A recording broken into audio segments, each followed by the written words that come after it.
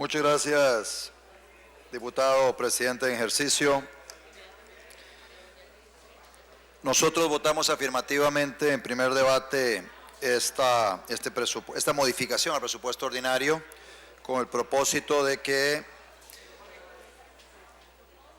se puedan presupuestar los recursos que se requieren para invertir en obras de infraestructura, algo en lo que estamos bastante deficitarios. Y creo que si uno pudiera resumir la impronta de esta Asamblea Legislativa en este primer año, estos 9 meses y un resto que llevamos de gestión, casi 10 meses, yo diría que es una Asamblea Legislativa que le ha puesto el ojo al tema de la infraestructura.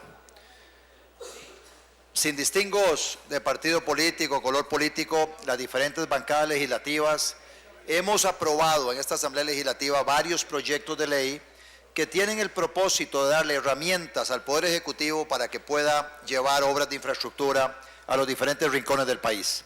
Ahora nos corresponde, como primer poder de la República, presionar al Ejecutivo para que cumpla con esa expectativa que tenemos los costarricenses y nosotros como diputados de que esas obras se puedan ver materializadas en estos siguientes años. Eso indudablemente va a mejorar la calidad de vida de las personas que van a utilizar esas obras de infraestructura, también se va a ver reflejado en la competitividad de nuestro país. Dicho eso, quiero compartir con ustedes algunas reflexiones y más que nada tal vez reacción a algunos de los comentarios que se han hecho acá en la Asamblea Legislativa en las últimas sesiones en torno a la discusión que se ha dado sobre este tema. Antes de eso, mencionarles con mucha ilusión que la Sala Constitucional acogió para su estudio 2 acciones de inconstitucionalidad que presenté contra las convenciones colectivas del Ministerio de Educación Pública y del Ministerio de Trabajo. Interpuse esas acciones de inconstitucionalidad contra esas convenciones colectivas, básicamente utilizando como argumento la misma jurisprudencia de la Sala Constitucional que durante muchísimos años ha sostenido que las relaciones laborales en gobierno central se deben regir por un estatuto del servicio civil. Así lo establece la Constitución y no por una convención colectiva.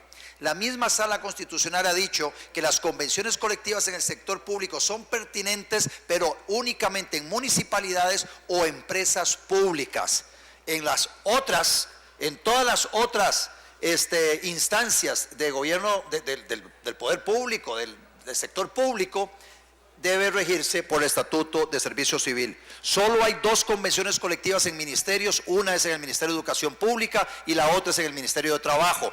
Convenciones colectivas que fueron suscritas relativamente hace poco tiempo y que lamentablemente, lamento yo que hayan pasado el filtro del Ministerio de Trabajo en su momento, porque se debió haber llamado la atención de que no eran pertinentes las convenciones colectivas en gobierno central, abriendo un portillo para que en los restos de los ministerios empiecen a impulsarse convenciones colectivas. Así que informo a las señorías con mucha ilusión que a pesar de una presión muy fuerte que recibió la Sala Constitucional por parte de algunos gremios sindicales con el propósito de que rechazara portas esas 2 acciones de inconstitucionalidad, la Sala acaba de acogerlas para su estudio. Esta es una noticia que quería compartir con ustedes. Ojalá que algunos diputados pudieran coadyuvar en esa acción de inconstitucionalidad para reforzar la tesis de que las convenciones colectivas únicamente son aceptables en el sector privado, lógicamente amparadas en el Código de Trabajo, pero luego también en empresas públicas y municipalidades, como lo ha señalado la Sala Constitucional. Luego, señorías, quiero hacer honor al presidente Luis Guillermo Solís. Quiero hablar bien de Luis Guillermo Solís para variar en relación a lo que ha sido la tónica del discurso de esta bancada legislativa a lo largo de estos 9 meses. Porque uno tiene que reconocer las cosas que se hacen bien. Y me parece que el presidente de la República y su ministro de Economía han hecho algo muy bueno que merece ser resaltado, merece ser señalado, y tiene que ver con un decreto que entra a regir supuestamente el día de hoy, que viene a abrir el mercado oligopólico del cemento. Don Luis Guillermo Solís y don Welmer Ramos tuvieron las agallas que no tuvieron otros presidentes y otros ministros de Economía en el pasado. Don Luis Guillermo Solís y don Welmer Ramos, apoyados por algunos diputados que les invitamos a seguir esa ruta, llegaron y se enfrentaron al oligopolio de Cemex y Holcim, soportaron una presión muy grande, presión incluso hasta con cierta irresponsabilidad.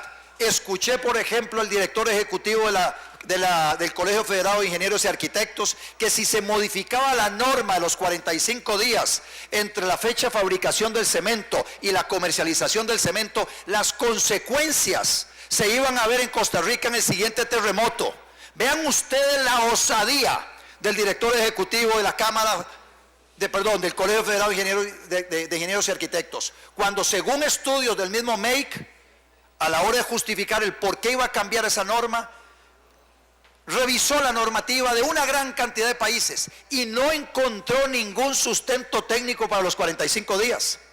Y eso llevó a don Welmer Ramos, que obviamente no lo hizo solo, vino con un acompañamiento del presidente de la República para decir: vamos a abrir el mercado del cemento a la competencia. ¿Saben ustedes de cuánta plata estamos hablando? Estamos hablando casi de 100 millones de dólares, que es lo que se reparten entre Cemex y Holcim anualmente de sobreprecio. 50.000 millones de colones que los consumidores de Costa Rica hemos estado pagando a dos multinacionales, transnacionales, oligopólicas, que en el pasado tuvieron el respaldo y el apoyo del Partido Liberación Nacional y el Partido Unidad Social Cristiana, y que al amparo de ese respaldo pudieron esquilmar a los consumidores de la forma en que lo hicieron. Así que yo celebro la decisión del presidente Luis Guillermo Solís y de su ministro de Economía para poder enfrentar el poder oligopólico de esas dos multinacionales, transnacionales del cemento que tenían atosigados a los consumidores costarricenses.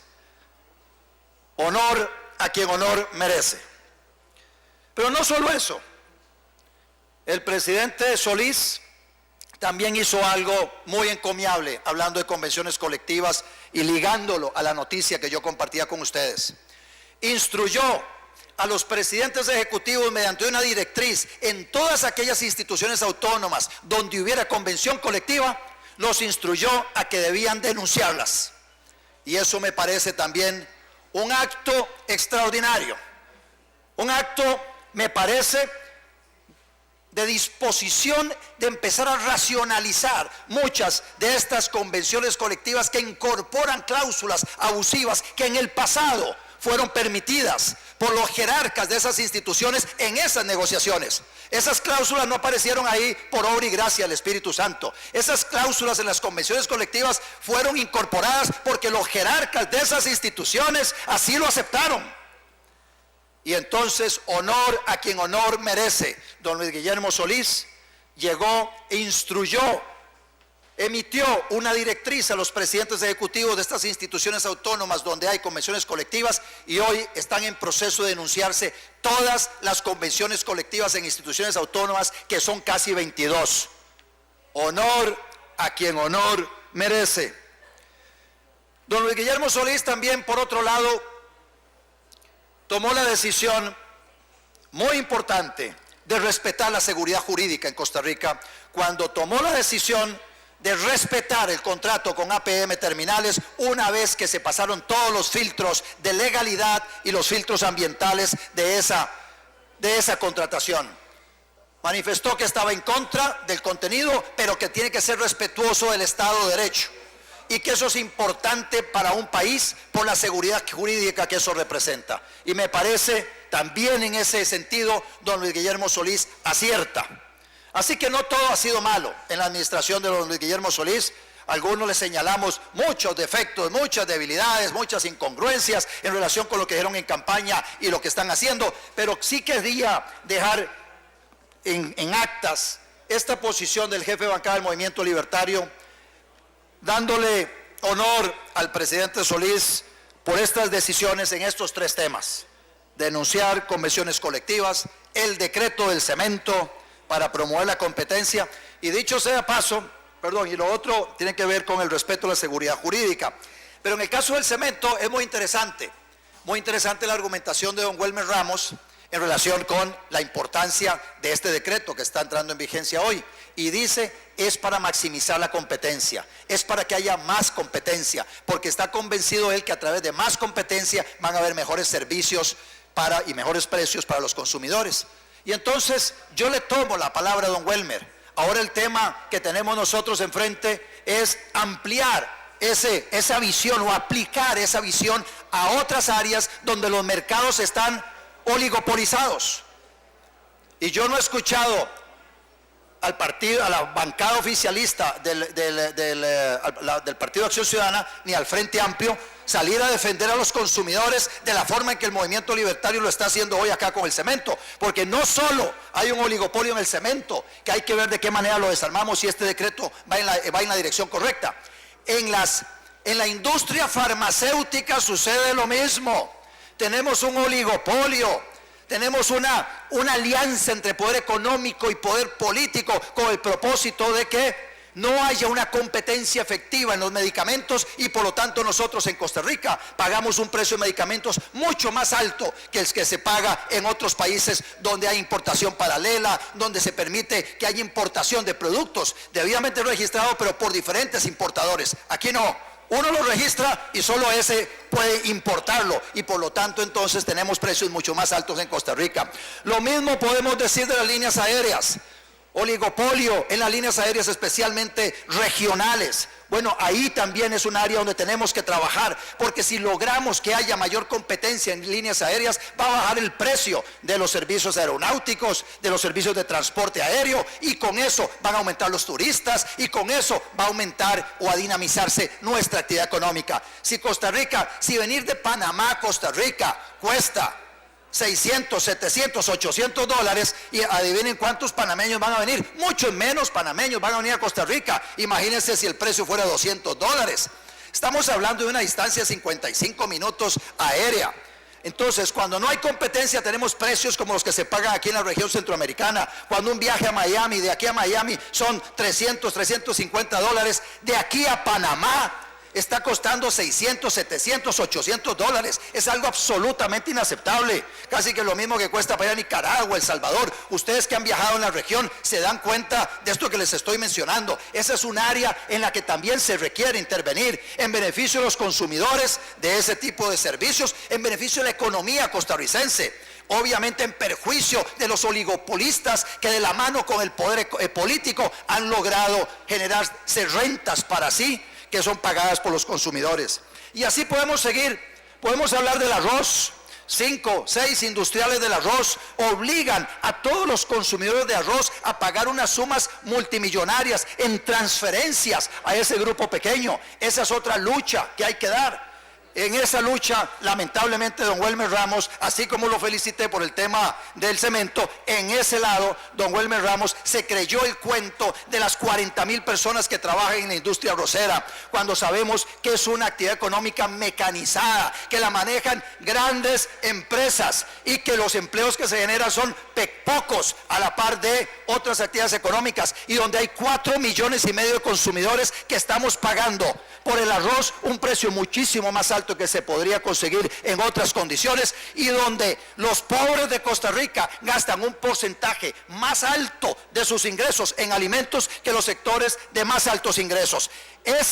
Ese tratamiento y favorecimiento a la industria arrocera costarricense es totalmente regresiva, porque quien la termina pagando es el consumidor pobre de alimentos en nuestro país. Esa es otra tarea pendiente, hablando de oligopolios, hablando de capitalismo salvaje o corporativismo, como se le quiera llamar, de esa alianza entre poder económico y poder político. Son muchas las tareas que quedan pendientes. Yo espero que con la misma argumentación que hizo don Welmer Ramos para defender el abrir el oligopolio del cemento, con esa misma argumentación don Welmer Ramos se apunte para abrir el mercado del arroz, se apunte para abrir el mercado de la industria farmacéutica, se apunte para abrir también el mercado de las líneas aéreas y otros mercados en el sector privado que están oligopolizados. monopolizados. El Movimiento Libertario es el partido que promueve la libre competencia en todas las actividades económicas. Estamos en contra del mercantilismo salvaje, estamos en contra de ese corporativismo, esa alianza entre poder económico y poder público, poder político, que hace que los consumidores terminemos pagando más de la cuenta por diferentes bienes y servicios. En esa dirección también esperaría que don Welmer Ramos también se ponga del lado de los consumidores de combustibles y promueva la apertura del mercado que hoy tiene Recope monopolizado.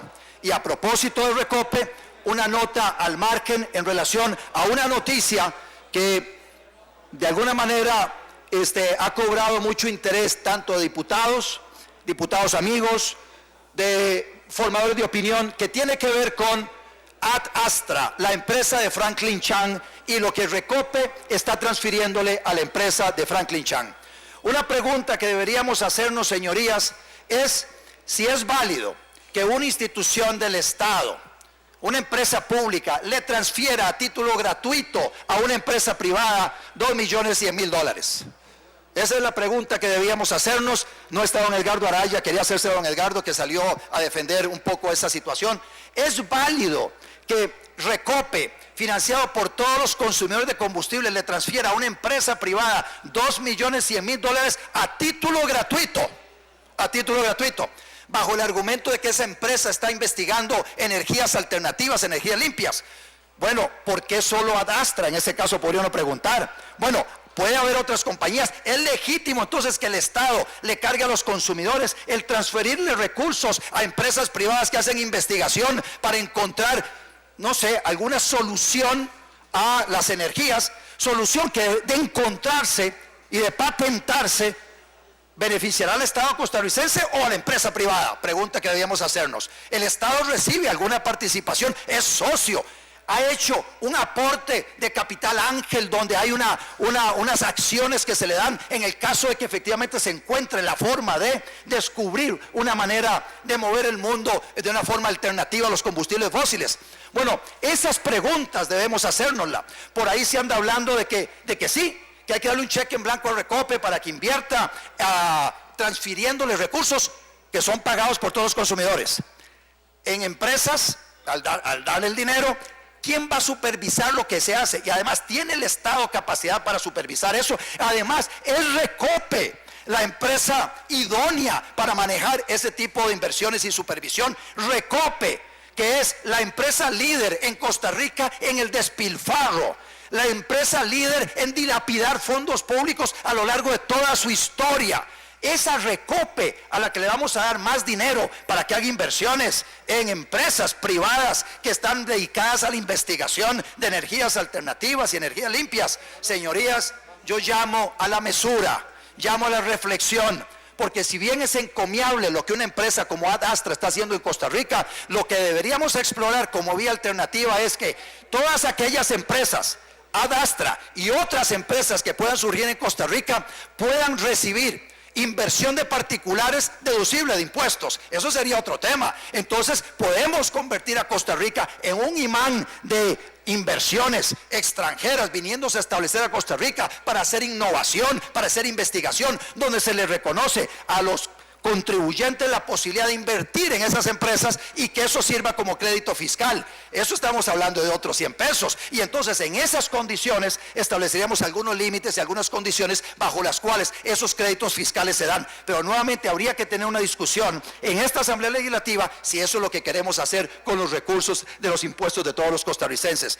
Por lo pronto, el tema de lo de Ad Astra por lo menos ha servido para que nos sacudamos, para que intercambiemos opiniones, para que discutamos y busquemos la mejor manera de atraer investigación y tecnología en Costa Rica, realizada por empresas privadas que son las que tienen las herramientas para poder hacer esas investigaciones de forma idónea. No es a través de Recope, es a través de iniciativa privada, es a través de más iniciativas como la de Ad Astra, pero a mi juicio no mediante transferencia directa de Recope hacia Ad Astra, sino mediante la posibilidad de que todos los costarricenses puedan invertir en el capital accionario de una empresa de esas, un dinero a través de un crédito fiscal que le pueda redituar eventualmente si la pega, si logró efectivamente buscarle esa comba al palo, si buscó la solución y la pudo desarrollar de forma comercial. Bueno, en esos casos los inversionistas reciben, por supuesto,